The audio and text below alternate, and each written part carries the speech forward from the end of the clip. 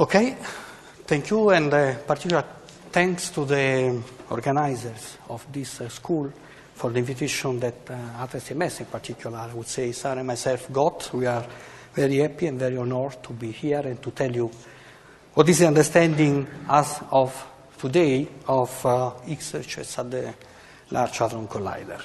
So I will cover the low mass region of this study. The complementary part will be described by Sara next talk. So in this talk, you see already here I will give you a short introduction on LHC, atlas, and CMS, then some few slides on Higgs phenomenology, then I will address the main channels that are dedicated to the low mass Higgs searches, namely 2 photons, 4 leptons final states, WW to lepton-neutrino, and tau-tau BP bar, Higgs to tau-tau and BP bar. Then I will describe briefly the combinations and conclusions.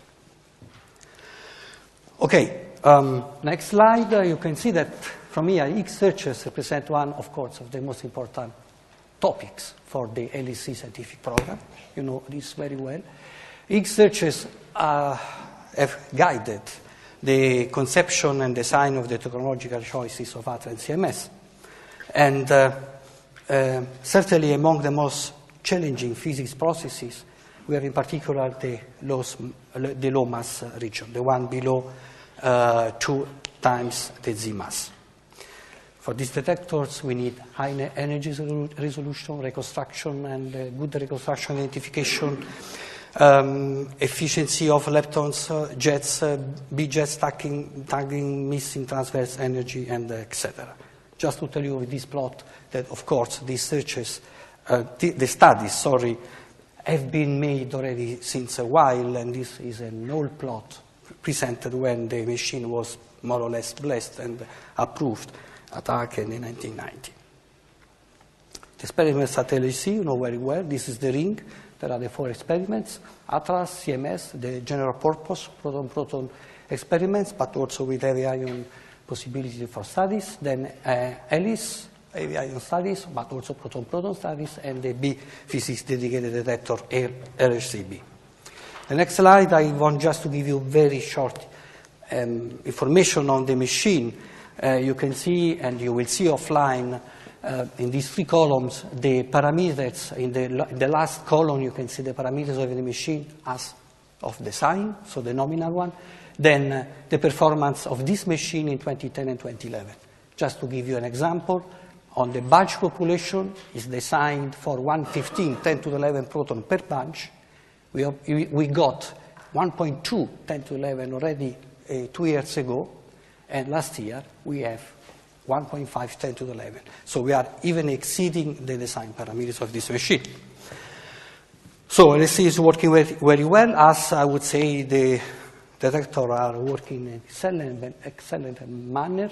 Here you can see the other experiment. I'm not going to give you the details of the detector, and this is the CMS experiments. Just to tell you that these experiments have very good capability for lepton identification and reconstruction, for photo reconstruction, tau, jets, missing energy, and bit tagging. So we have all the most important experimental signatures that are fundamental for any physics study, in particular for new physics searches. So, standard model production of the Higgs at the LHC. We have, as you know, 3 main processes: gluon fusion, and here you can see on this plot, as a function of the Higgs mass, the inclusive cross-section at the LHC for a square root of S equals 7 TeV. Then we have here the vector boson fusion process, where basically we have a scattering of 2 vector bosons to produce an Higgs boson here, as indicated by this diagram. And here you can see the contribution from this process. And then it's also important another process like this one represented here, the so-called Higgs stratum, where you have an associated production of Higgs together with W or Z boson. In this lecture, I will basically concentrate on the searches of the Higgs boson in this low mass, say twice lower than the Z mass. Okay.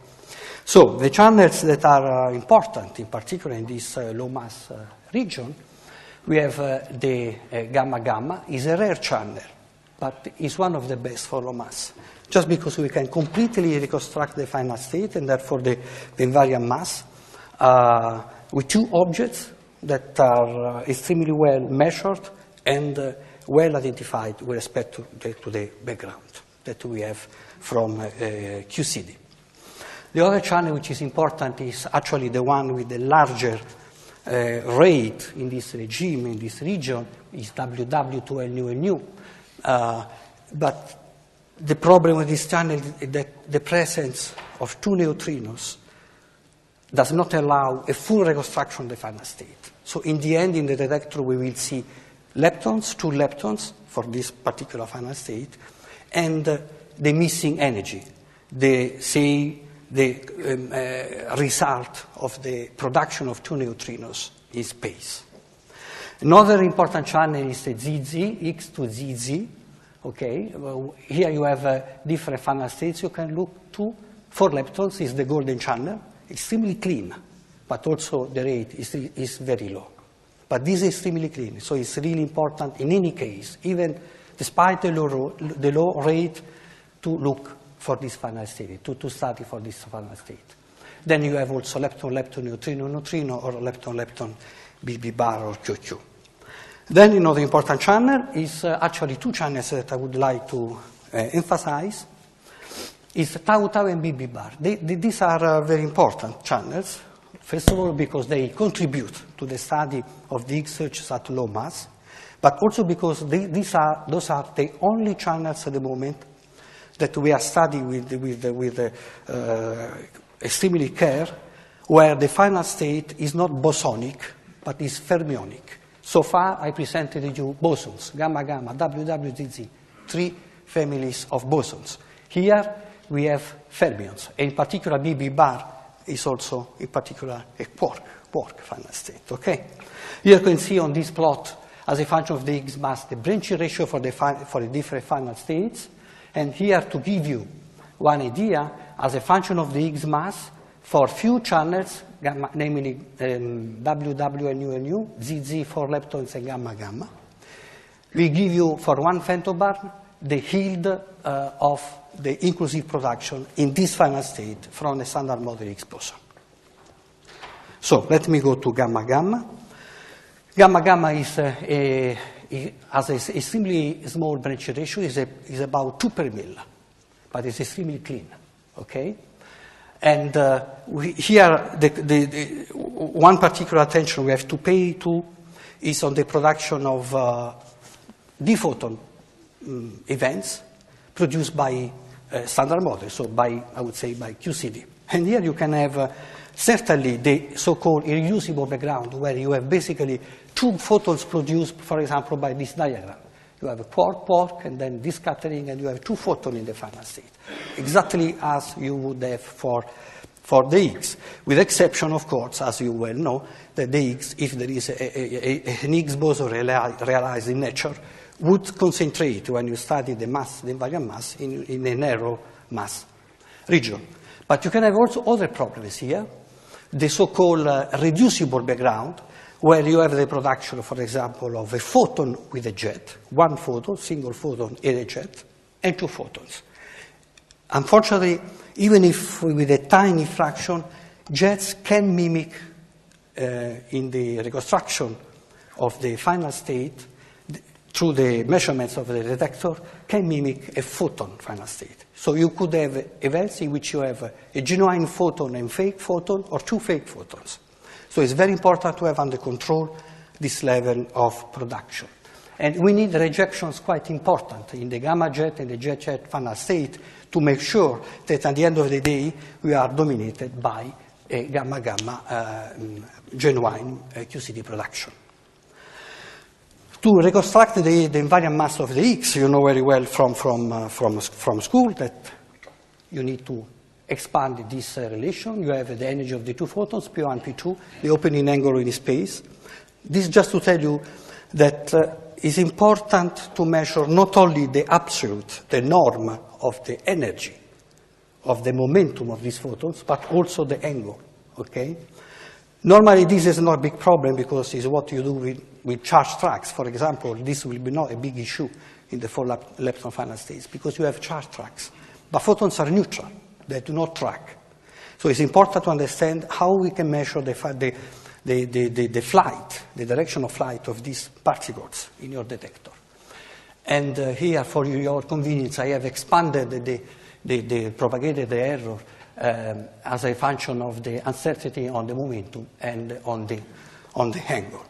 So what you do, basically, you measure the impact point of the photons. Take one photon, the photon in the calorimeter.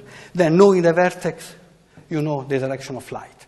The point is that you have many vertices in your event because you have pile-up events. So we have events with many collisions, up to 20 easily. So it's important to understand what is the correct vertex associated to the photon to extract the line of light of your particle. This is what is done by CMS. But of course, when you choose the wrong vertex, you may have some problem. In ATLAS, on the contrary, the calorimeter is used to measure the axis of the shower produced by the photon, and therefore, intersecting this with a beam line, you can have an idea, you can measure the photon direction.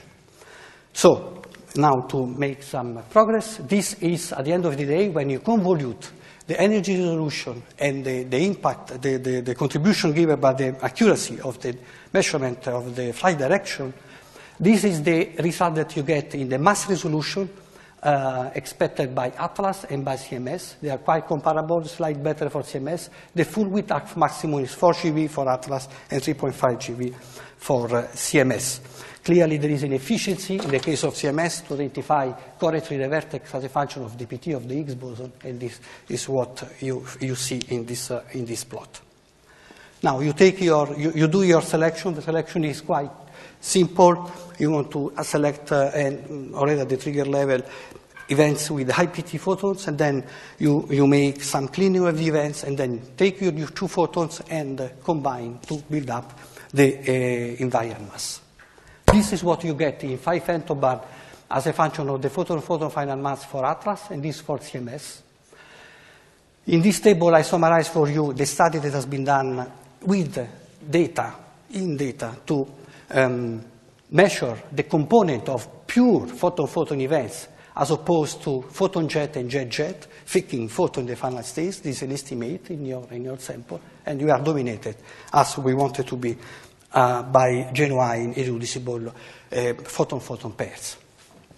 You can see here that this line is a fit done on data, okay, and around this value here, 126 GeV, 124 GeV here, in this region, you can see the excess that has triggered the enthusiasm of last year, the end of last year. Studies have been made, of course, to measure the efficiency times the acceptance. This is, for example, for CMS as a function of the hypothesized Higgs boson mass. And you can see, for example, for 125 GeV, the efficiency is nearly close to 40%. The analysis is done in a more, accurate way. I'm not going to give you all the details, just to tell you that the background are measured from data in ATLAS and CMS. Fit are made with similar curves, not exactly the same, but they have been studied different shapes. And this is the main systematic uncertainties that you have, for example, on the expected signal E, 20%, on the mass resolution, 14%, on the PT modeling, 8%, and the background modeling as well. Similar results are derived by CMS. I'm not going to give you all the details here of all the analysis that have been made to evaluate the systematic effects for this analysis. Also for the signal ATLAS and CMS have chosen rather different but at the same time consistent analytical and numerical description to describe the signal shape.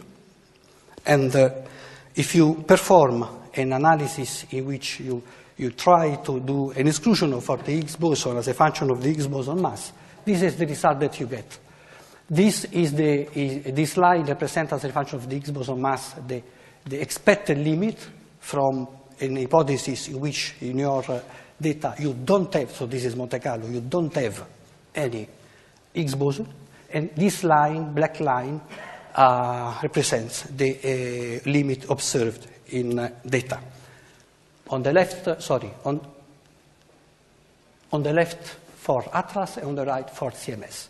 Here you can read yourself the excluded mass region according to the data of Atlas and CMS. For example, in CMS, we exclude the region between 127 and 131. You also can make a study of excess of data that you see in your plots. So what you do here is a bit complicated. I don't want to go into the details also in this case, but what we do here is the following. We try to evaluate what is the deviation of the measured data from the expected from the expected level of the background for the given Higgs mass. So, for example, at say 126 GeV or so in Atlas, you observe a deviation of data with expected fitted background of about local of about 2.7, 2.8 sigma. Now, we have to be careful because there are effects here like Lucas-Elser effect for which since you don't know where to look for the Higgs boson, you have an interval. Therefore, there is an effect for which, of course, looking to different mass beams, at some point you get a probability that some of the beams will fluctuate even up to 2.8. So this is the so-called Lucas-Elser effect. If you correct this probability by this effect, then this effect is reduced at 1.5 sigma if you say that I am studying I'm looking for, say, deviations as large as 2.8 sigma in this interval from 110 to 150. A similar result is taken by CMS, where they see a 2.3 sigma effect local, so at 123, 4 GeV, whatever, okay? And if the Lucas-Elser effect is taken into account, this is reduced to 0.8 sigma. I would like now to switch to for leptons. For leptons here, the analysis is pretty simple because, ideally it's simple, okay? Here you look for 4 high PT leptons. It's important to ensure high efficiency because you are looking for 4 objects, so the efficiency goes roughly as the 4 power of each of the efficiency of each lepton. And here you can see the cuts that are used to perform the analysis.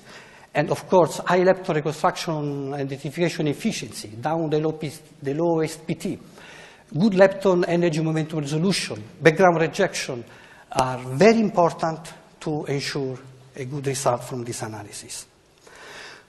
I'm not going to describe all the plots that are here, but just to tell you that in our modeling of the detector and our data, so this is Monte Carlo and data compared, we are able to understand most of the performance and most of the features of our events in 2 muon and 2 electron final states. Actually, these data are also used to measure the electron efficiency and the muon efficiency, and these data are used to control the single lepton energy resolution or the dilepton invariant mass. This is done for electrons in this study here, and muons from CMS, and muons for these studies from Atlas. And Atlas also has used data to measure, as I guess CMS at the same level, the efficiency from data. So you take your 4 lepton, you take 4 electrons, 4 muons, 2 electrons, 2 muons, combined also to represent one of the pair, the Z mass, and this is what you get in a mass interval between, say, 100 GeV up to 600 GeV, or for Atlas and CMS, or in a reduced interval from 100 to 160 GeV. So you can see that in the full mass range, Atlas has 71 events. We expect 62. in a reduced mass region, we have 8 events and expect 9. Nothing exciting. If not, there is this quite intriguing, but it's only 3 events. Okay, only 3 events. In a very small mass region, around 126 GeV, we have 3 events here. And this is the result from CMS. So this is, again, some information about the 3 events we have. They have in Atlas 123.6 GeV, 124.3, and one at 124.6 GeV. But D per se, these events really are very interesting, but do not present, cannot give you any real conclusion on the basis of this observation alone. So here again the Higgs exclusion status as a function of the Higgs boson mass based on our data. Again, this dashed line represents the expected limit in absence of an Higgs in a standard model Higgs boson. Okay, the full line represents the observed limit, and I forgot to say, but this is true also for the photon-photon plots that we have already seen. These bands represent a kind of sigma, the uncertainty on the expected limit. So those are the 1 sigma and 2 sigma band of our expected limit in the case of no standard model Higgs boson signal. The conclusion from these studies are here reported. The observed range excluded is 135 to 156 GeV, and we expect an inclusion from 137 to 158. In CMS, slightly better results from this point of view of the exclusion, 134 to 158 observed and excluded, 130, 160 expected. LU. Here is another important channel. And in this channel, you have for example, in this case, this is an event by CMS, you have a muon, an electron, okay, plus transmits missing energy in this direction. Okay, this is a very challenging channel because you cannot observe, you cannot reconstruct the full mass.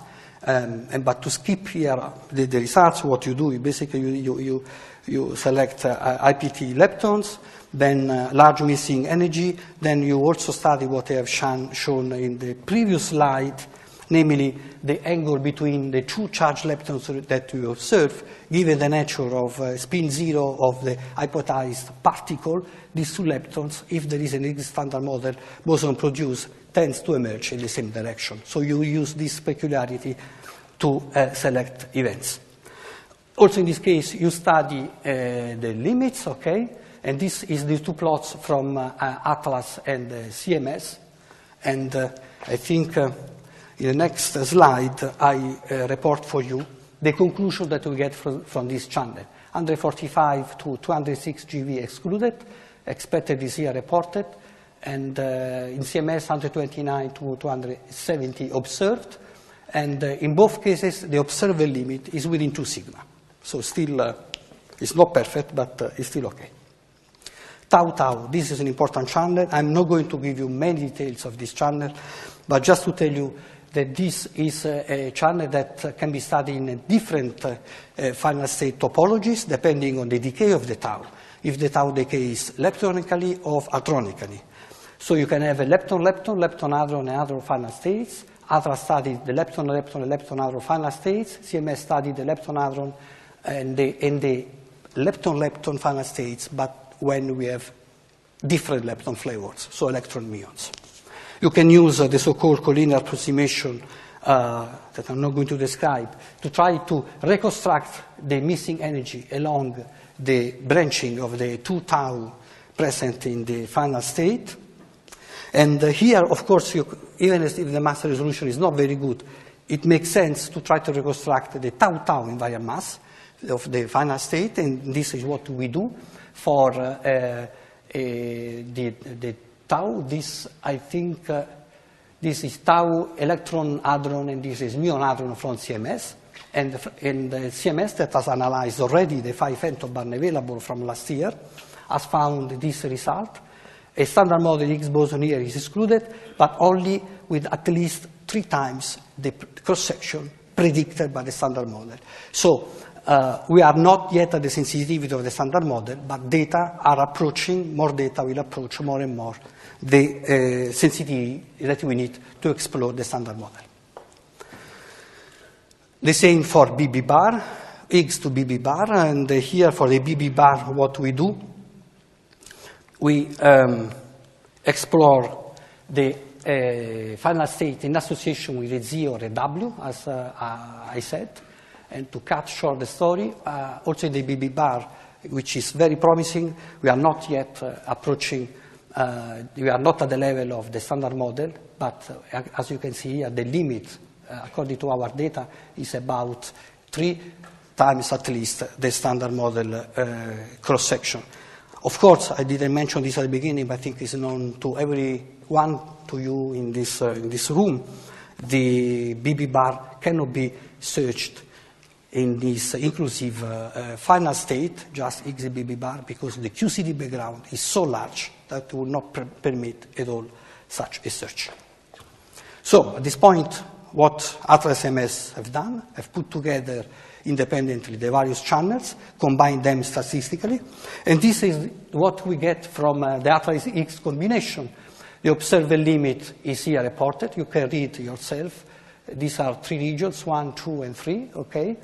And the expected is between 124.6 to 520 GV, and similar results have been reported by CMS that I'll show in a second. Here there is the analysis of the of the excess that we have seen in gamma-gamma together with the other channels, in particular with the 4-lepton. Now, of course, the fact that you have gamma-gamma with the excess that we have seen, and these 3 events, quite interesting in the 4-lepton final state, more or less around the same region of mass, makes things interesting. And indeed, when you combine, you get a local significance of 3 point sigma. Local means if you ignore that you are looking to a wide interval, but if you take the interval into account, then the significance is reduced to 2.5 sigma if you look up to, say, 150 GeV, 146, and it's reduced to 2.2 sigma if you look up to 600 GeV. Similar results have been given by CMS. CMS in the low mass region, this other region will be described by Sara next talk, has excluded an Higgs mass, a standard model Higgs boson with a mass larger than 131 GeV. And if you analyze the excess as done by Atlas, then the maximum local significance is 2.6 sigma, around 124 GeV. And this is reduced to 1.9 sigma or 0.6 sigma, depending on what mass interval you choose. The excess we see, this is the conclusion from the exposed person window given in December, we see in the low mass region as a modest statistical significance and could be reasonable fluctuation of the background. Of course, more data needed to make a conclusion. I'm almost at the end of my talk. So last slide, the summary. We have looked for the standard model Higgs boson signal over a wide mass interval, starting from 110 GeV up to using up to 4.95 inverse femtobarn. More than 10 channels have been scrutinized. This is true when I include also the high mass region that will be described in a few minutes. Preliminary results are here reported. We excluded in Atlas the standard model Higgs boson with a mass between 115.5 and 131, in CMS with a mass below 127, a local excess of events with a extracted mass around 125 GeV, has a significance of 2.5 or 2.2 in Atlas of 1.9 or 0.6 sigma of a global significance. No conclusions can be made. We are just keeping to look to this data when the next run will start this year. So, what are the perspectives? Okay, you can read here all the details. We have to continue to study at 4 pi the data we have. We have to produce lots of more tests and cross-checks to ensure that this excess is really genuine, physically genuine. If this excess is confirmed, it does not mean that we have found a standard model Higgs boson. It could be. Therefore, in this yellow box, I just would like to conclude telling you that if a genuine physics success will be observed with high significance, means something like at least 5 sigma, then a new phase of our research at the Large Hadron Collider opens up. We'll have to understand what this excess is, start to measure physics properties, and understand how much they are consistent, compatible, coherent, for example, with the predicted by the standard model Higgs boson. I think this is the last slide I have. Thank you very much for your attention.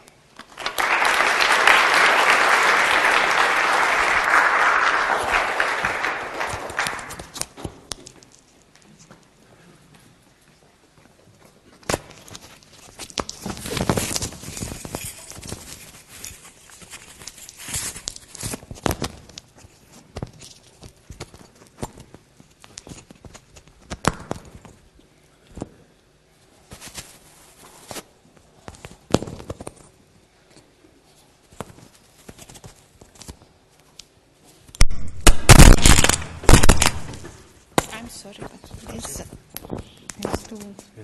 too difficult for me. I don't see why. Yeah.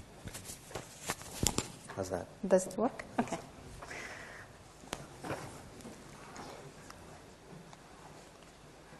Okay, so now I will try to explain you and show you all the search that we have done for the high mass Higgs. So first of all, an outline of the talk. I will start with an overview of the role of the Higgs in the electroweak symmetry breaking mechanism, and then I will describe the main results in atlas and CMS. Starting from the input. The first input is a correct, precise description of the signal at theoretical level, so we need to know precisely the Higgs cross-section and all the differential distributions for the Higgs production and decay. The second input is clearly a good object reconstruction and identification, so good performance of our detector for jet energy scale, lepton identification, bit tagging, etc. The output of all of this is a set of analyses, one for each final state. I will go through this final state one by one, and finally I will close with a summary and some future prospects. So when I prepared the talk, at the beginning I put a slides full of formula to explain the electroweak symmetry breaking. But since you are all theoreticians, I was afraid that you find some bug in the formula, so I preferred to move in the backup, and I will just tell you the main idea, but if you wanted the backup, you have the full Lagrangian, etc. So the idea is that in the electroweak symmetry breaking mechanism, the Higgs gives mass to the W and Z, which basically means that the Higgs gives longitudinal degrees of freedom to the boson. Now, the direct consequence of this is that without the Higgs in the standard model, if you consider this process, the scattering of longitudinally polarized W bosons, which correspond to this blob here, then this process would break the unitarity. Indeed, if you compute the amplitude for this process, you see that you have one term which is related with triple gauge coupling and quadruple gauge coupling, just W and Z, and the second term that instead is due to the exchange of the Higgs in S channel and T channel. And you can clearly see that if you remove this term of due to the Higgs, which correspond to move the Higgs mass to infinity, you remain with an amplitude that grows with the energy. And this would break your unitarity. So this means that really what you need to look at is the spectrum, the VV scattering spectrum, to test the fundamental nature of the Higgs bosons or to find an alternative mechanism for the electroweak symmetry breaking mechanism.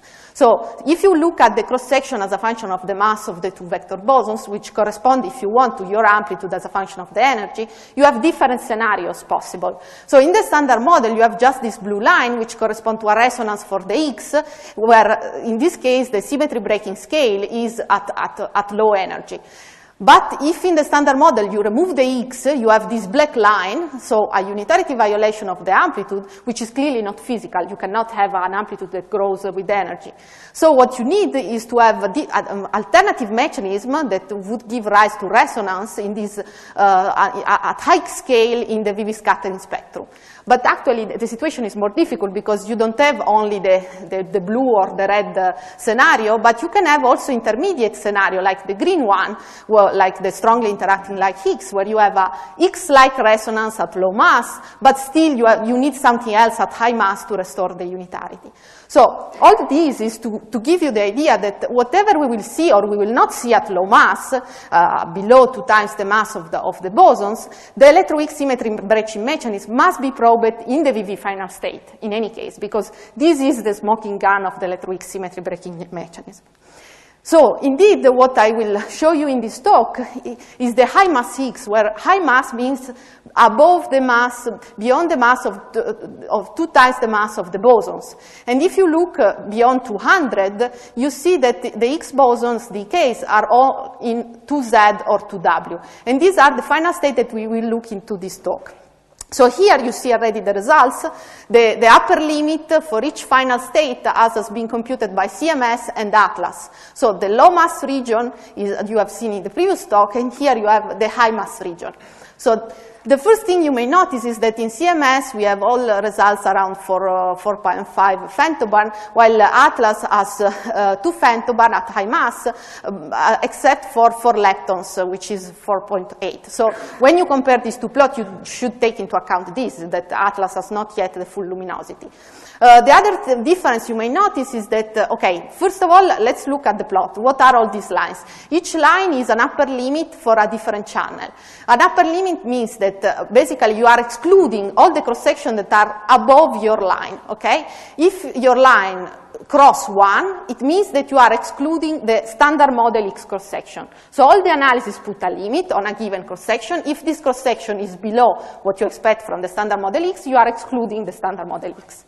Now, about the difference between these two plots. First of all, you can look at the less sensitive channel, which are the one which set an upper limit for very high cross-section, like X into 2 lepton to tau, this pink line in CMS. And this is a channel done only in CMS, while in Atlas you have this light blue line, which is WW, lepton, neutrino, and 2 quarks, which is done by Atlas only. The other difference you may see is that we have a channel X into WW, 2 lepton, 2 neutrino, which is this blue line here, that for CMS has been optimized up to high mass, while here you see that Atlas, the corresponding line for Atlas is this red line, and this step is simply due because they didn't yet optimize the analysis at high mass. But let's go to the most interesting channel, which are the most sensitive one, the one that are able to exclude lower cross-section. So there are mainly two set of channels. There are the semi-leptonic channel, where you have W into lepton quark-quark, or Z into lepton-lepton quark-quark. And you see that this channel has very high cross-section times branching ratio, large statistics, but if you look into this plot, they correspond to this green line and this violet line, let's say. So they are not very sensitive, and this is because they have a huge background, as we will see. So large statistics for the signal, but very large background also. Then you have the ZZ into 2 lepton, 2 neutrino, which is this brown line here, and this green line here. And you can see that with this channel, for the first time, we are able to go below 1, so to exclude some mass for the standard model X. So these channels are quite powerful, but really the name of the game here is the control of the background. Then you have the fully leptonic channel that you have seen already in the previous talk, which can be used also at high mass. In principle, they have lower statistic, but they are much more cleaner. And indeed, they are the one with higher sensitivity, which correspond to this blue and red line here for CMS, and this blue line here for Atlas. So you see that these one are lower statistics, but much higher sensitivity because they are more clean. So let's start, as I told you, from the input of all this analysis. So the first, I want to give credit to this effort, which is a common effort between CMS, Atlas, and theoretician, the X cross-section working group, which published 2 yellow reports with all the cross-section and the differential distribution for the X. And this is the solid ground from which the analysis can start. And also, we are now sure, thanks to this work, that Atlas and CMS speak the same language, which is very important when you want to combine results or compare results. And here I just show the two main uncertainties that you have at high mass from this theoretical study. So basically the PT for the X has been reweighted at next to leading order and next to leading log. And the uncertainty that remain are due to factorization and renormalization scale. You can see here as a function of PT of the X around 10%. And the uncertainty is due to the PDF. And here again you have the PT of the X for different set of PDFs with the corresponding uncertainty, and you see that here the uncertainty is up to the level of 15%. The other big uncertainty that we have, especially at very high mass, is the fact is due to the mass shape, because we have computed the cross-section for on-shell X production and decay in zero with approximation, and then what we do as experimentalists is that we take one Monte Carlo and we use that Monte Carlo to simulate the acceptance of our detector. But in this Monte Carlo, usually you have a Dock-Bright-Wigner distribution to describe the mass shape. All in all, this approximation boils down to an uncertainty of between 10 and 30% on the cross-section for an X mass very high. But now this problem has been solved, so you have this uncertainty in all the results that we are showing today, but for 2012 we have now the correct shape from proper X propagator. So this big uncertainty will not be there next year. So the second input is a precise reconstruction of all our objects. So I will not go through all this detail. In general, since it's pretty late, I will skip much material in this talk, but if you want, it's there for your reference, and you can also ask after the talk if you want. But the main point is that we need good lepton efficiency, precise jet energy scale, efficient and pure bit tagging, and precise transverse missing energy. So let's start with the first channel, X into ZZ to lepton to neutrino. Here you have two leptons that must resonate to the Z mass, and two neutrino that gives large missing energy.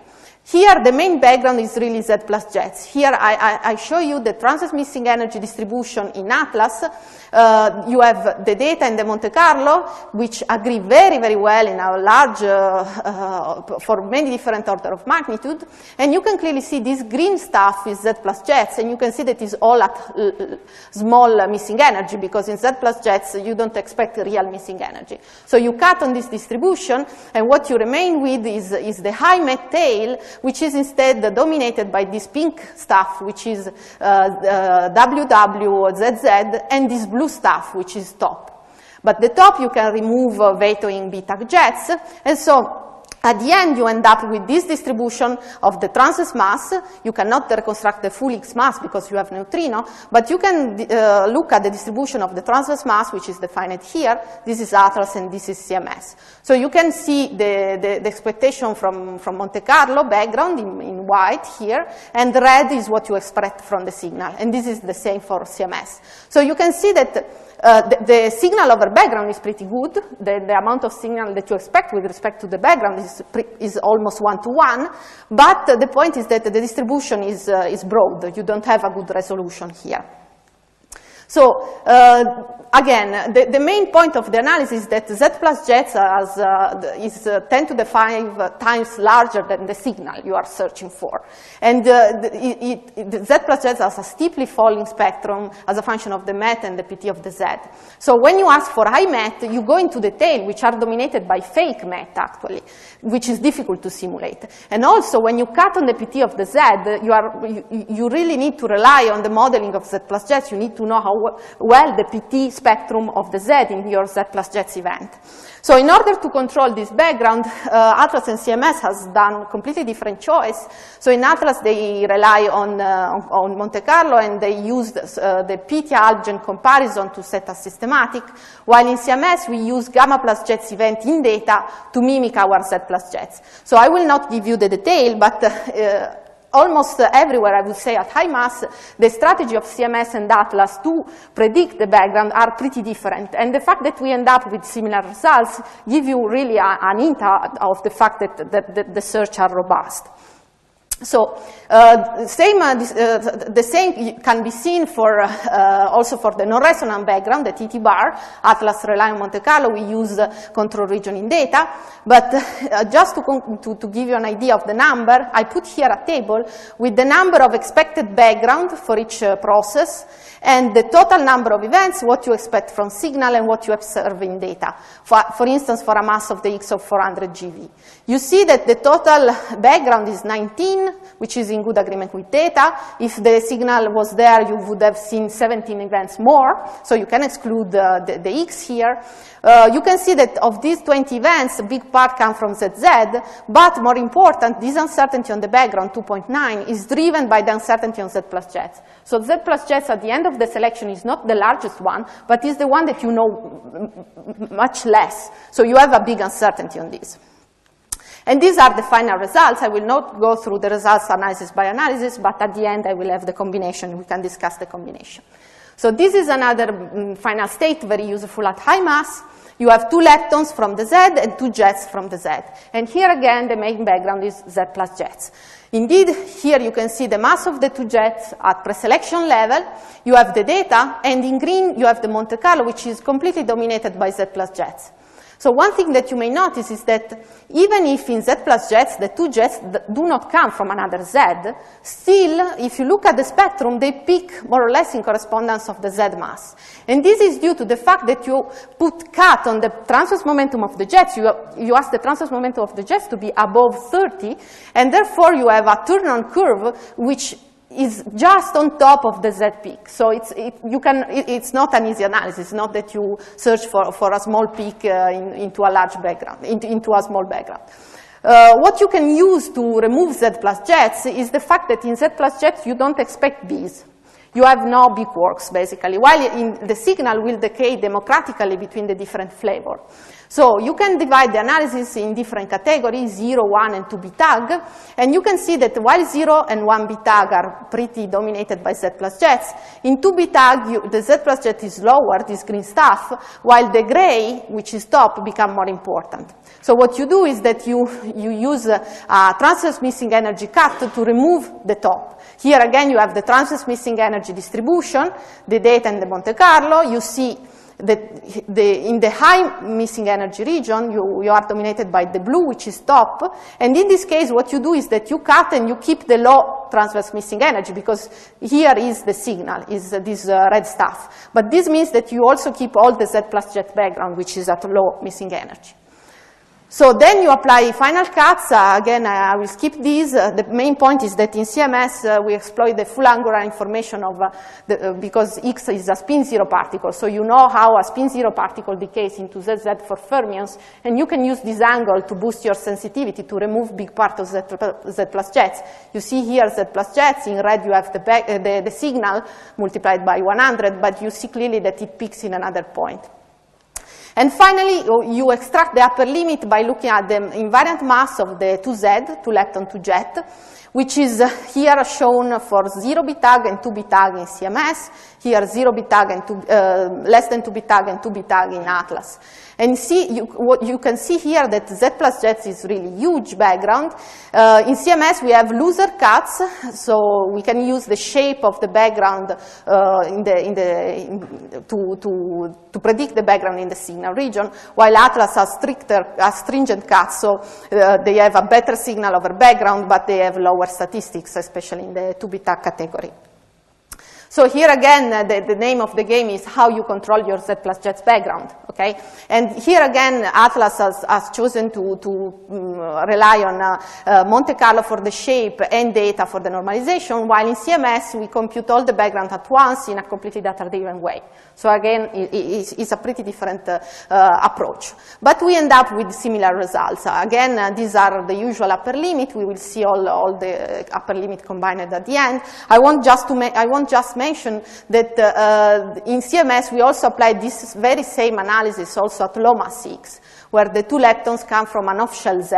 In this case, the signal cross-section is lower, but also the background is lower, because the main background is Z+jet. So the upper limit is not wonderful, it's around 5, but is still useful.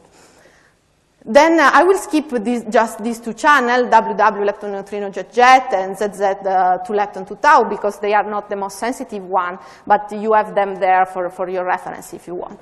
So I will move now to the fully leptonic final state that you have already seen in the previous talk, but at high mass, the problematic that you have is pretty different. So first of all, when you move to fully leptonic final state, this is the mass of the 4 lepton, for instance, in Atlas. You have already seen this plot. First of all, the Z and W plus jets background that was the main problem in the previous channel is now completely negligible at high mass. The lepton performance also are well known since we can use Z data to measure our performance in data. So at the very end, the main uncertainty that you have is statistical, because these final states have low cross-section, so low statistics. Then you have all the signal theoretical systematics that I described at the beginning that become important because the experimental ones are much lower.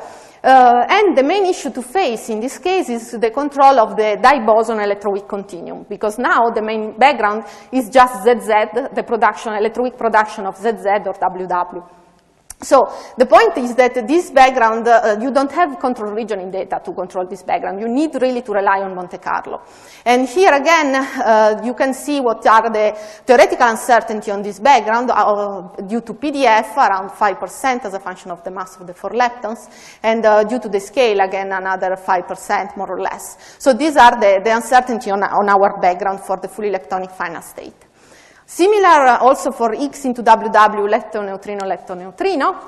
Here, you ask for 2 leptons, missing energy, and also you divide the analysis into 3 different categories, asking for 0, 1, or 2 additional jets. So you ask for the X, but on top of the X, you ask also 0, 1, or 2 jets.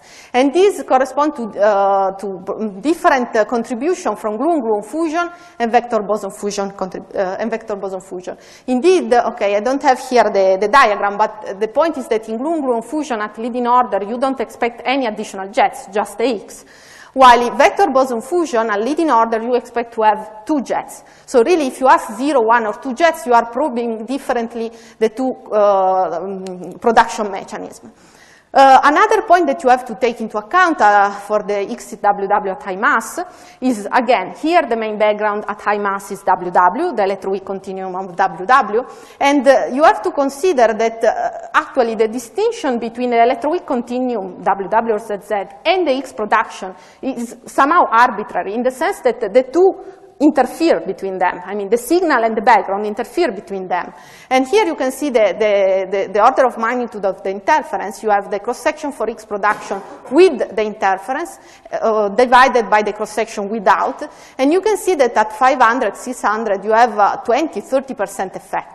Not only, but it's also an effect that depends on the kinematic of your events. So it also affects the shape of your distribution. And this must be studied more carefully next year when this high mass region will be probed for lower cross-section. So I want just to give you also just 2 words on the 2-jet category, because this is the first search in vector boson fusion that has been, at high mass. The point is that, as you have seen in the previous talk, vector boson fusion has a production cross-section which is 1/10 of gluon-gluon fusion. So it's a very small cross-section. But on the other hand, you have a very peculiar kinematics, because you have these 2 quarks that emits the W or the Z. Here you have the X production and decay. But you have these 2 quarks in the final state, which are very peculiar. They are forward-backward, they have very high energy, and there is no color flow between them. So you can exploit these 2 additional jets to kill all your background. So you will have much less signal because the cross-section is low, but also much less background because you can apply cuts asking for 2 additional jets. And these are the upper limit for the fully leptonic results, ZZ and WW. Again, I will skip these because I want to discuss all the upper limit at the end. This is just a summary. So these are all the channels I show you. We have the semi-leptonic one, which are large cross-section but limited by the huge V+jets background. You have the fully leptonic one, WW into lepton-neutrino, where the main background is the electroweak continuum WW. You have ZZ into 2 lepton, 2 neutrino, which is a very powerful one. You are on the tail of Z+jets at high MET, but this is very powerful, and it's the most powerful, let's say, in the range 300, 400 GeV. Then you have 4 leptons, which is now limited by statistics, but is very precise, is very clear. It's very clean. You don't have much background. And this is the most important in the region 200, 300, let's say. So I want to give you the message that the final combination that we will see in the next slide is not just a combination of 5 different channels. As I show you, each of these channels is also a combination. It's a combination between electron and muons. It's a combination between bit tagging, 0 bit tagging, 1 bit tagging, asking for 0, 1, 2 jets. So each analysis is really the combination of different channels, and each analysis is very much optimized. So next year I would say that for this analysis there is some space for further improvement, but not very much. I would say 10% maybe. So what we will gain next year is much more statistics, I mean, because LHC will give us more luminosity. But let's say the main strategy of the analysis is more or less stable now. Now, these are the final results combined for the high mass region. On the left you have CMS, on the right you have Atlas. Again, the dashed curve is the expected limit if there is no X there. If you use your Monte Carlo and you ask yourself which cross section I'm able to exclude, and this is the dashed line.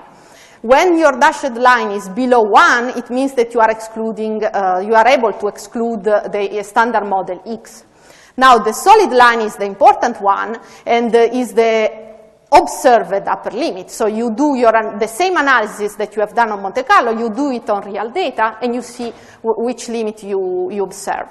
And finally, you have the error band, 1 sigma or 2 sigma, and what you expect is that your observed limit should stay more or less inside 1 or 2 sigma of your expectation. So, what's next?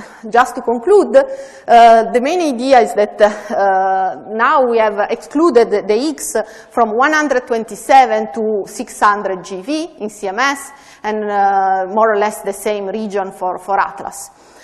Now, what we can do next year? What is the plan for next year? Clearly, as we have seen, we have some excess at low mass. If we will observe a real signal, we don't know, then the first thing to do is to characterize this resonance through angular analysis to know what is the spin of the resonance. If it's the Higgs boson, should be 0. And also you need to measure the production cross-section and the branching ratio into different channels, if different channels are available. So the main point is that it will require a lot of time to be sure that the resonance that you see, if you see one, is the standard model Higgs. Actually, what you can do is to search at the same time also for lower cross-section at high mass, resonance which have a lower cross-section with respect to the standard model X that are at high mass. And this is because there are many models that provide high mass resonance plus eventually also, possibly also, a lower mass resonance that looks like the X. So really you want to look farther at high mass to be sure that nothing is there. And what is more relevant to me is to look specifically to vector boson fusion resonance. This is because the mechanism to give mass to the fermions, which motivated the gluon-gluon fusion production of the Higgs. The Higgs gives mass to the fermions, so it couples to the fermions, and that's why you have production of the Higgs through gluon-gluon fusion. But this mechanism can be completely decoupled from the electroweak symmetry breaking mechanism, which is the mechanism that gives mass to the boson and motivates the coupling of the Higgs to the boson, and so motivates the vector boson fusion production. There is, in principle, you can decouple these two. And next year, there will be enough statistics to probe the vector boson fusion production of the Higgs in all the semileptonic and 2 lepton 2 neutrino final state at high mass. But even more important, if you think more on the long term, not only 2012, but after, what you want to do is to make sure that if we see a resonance, it's really the standard model X. And the only definitive way to prove that an observed resonance is the standard model is that it has to play the expected role in the electroweak symmetry breaking mechanism, which means has to renormalize to the VV scattering spectrum that we have discussed at the beginning. So the only way really at the very end to say this resonance is the Higgs is that you look at the high mass in the VV scattering spectrum and you see what you expect from the standard model.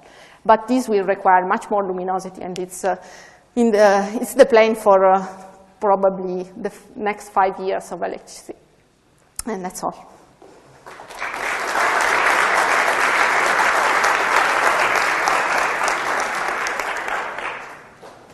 Right. Does anyone have any questions? Yes, for the first speaker. You showed it's probably a very naive question. You showed in the beginning of your talk that the look elsewhere effect quite reduced the significance of the signals which were being seen. So I guess I still don't understand that look elsewhere effect. If both Atlas and CMS are seeing something at the same place, more or less, why should you still correct for that? So, is your question addressing the point of the combination of the two experiments? Okay, this is the next step. This will be evaluated. I mean, what now the two collaborations are going to do is to take the independent results from the various channels, okay, and put it together in a statistical correct procedure.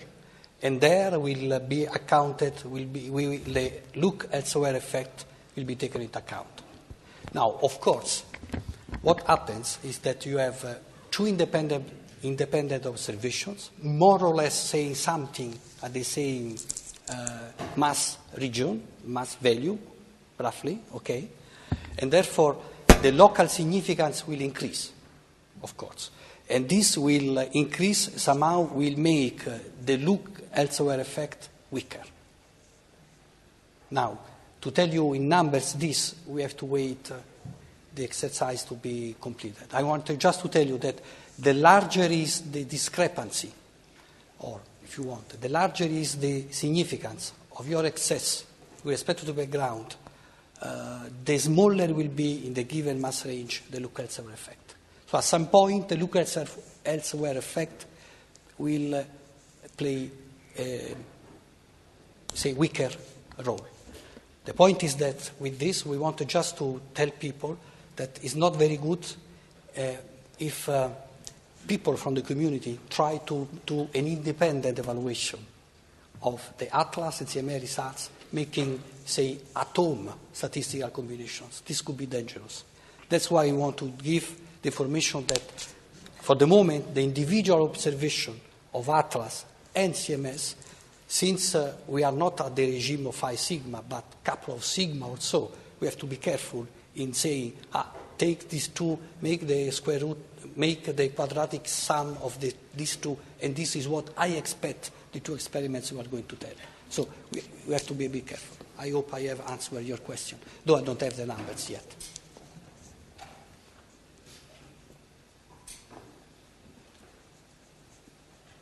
Are there any other questions?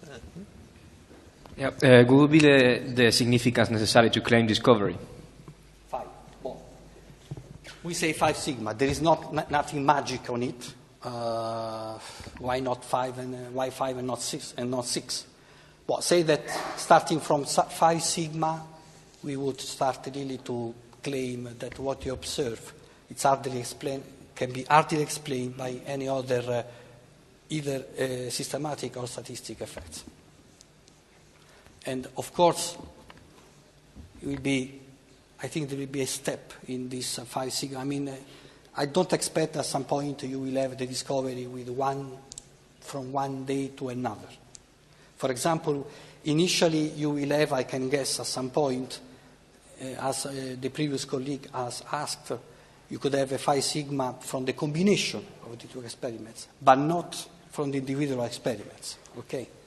You don't need, if you have, suppose that you have 2 genuine physics observations, you don't need 5 sigma from each to have a 5 sigma combined. This goes without saying. But I would say that at some point, I think the scientific community will appreciate a lot when the two experiments alone will be able, even if in a combined fashion, internally, independently, able to give phi sigma.